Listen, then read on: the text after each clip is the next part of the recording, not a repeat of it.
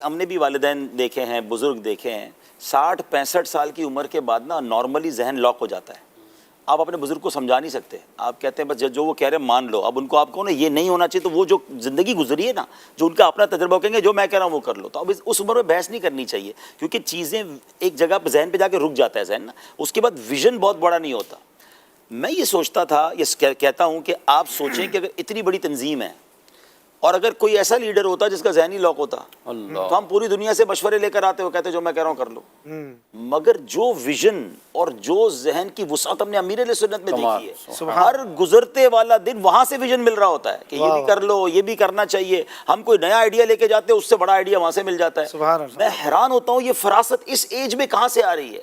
یعنی اتنی وسعت قلبی ہے دعوت اسلامی میں. ہر گزرنے والا دن جو انوویشنز ہو رہی ہیں، جو تبدیلیاں ہو رہی ہیں، جو بہتریاں ہو رہی ہیں، وہ کہاں سے ہو رہی ہیں؟ اگر ان کی عقل مندی، اگر میں کہتا ہوں چلیں ایک مشاورت ہو کے ہم پہنچے کسی کے پاس اور وہ کہیں بھائی مجھے سمجھ نہیں آتا، نہیں کرنا، جو کہہ دیا وہ کر لو، تو رک جاتا نا معاملہ. دیکھیں اچھا پھر اس کے بعد جو ان کی وسعت قلبی ہے، مجھے بتائیں دنیا کی کوئی ایک تنظیم بتا دیں، چاہے وہ سیاسی تنظیم ہو، چاہے وہ مذہب، کوئی بھی، جس میں لیڈر سے عام آدمی بھی جا کے بات کر سکتا ہو اور مشورہ بھی دے سکتا ہو اور اس کی ذات کے متعلق بھی سوال پوچھ سکتا ہو. ہماری دنیا میں تو ایسا ہوتا ہی نہیں. ہم نے دیکھا کوئی لیڈر تک تو رسائی نہیں ہوتی. امیر علیہ سنت جب خصوصی مدنی مذاکرہ کرتے ہیں، جامعۃ المدینہ کا ایک طالب علم، بلکہ طالب علم بھی چھوڑیں، ایک پہلی بار فیضان مدینہ آنے والا مائک اٹھا کے ان سے سوال کرتا ہے اور جو مشورہ دینا ہوتا ہے دیتا ہے، بلکہ ان کی ذات کے بارے میں سوال کرتا ہے.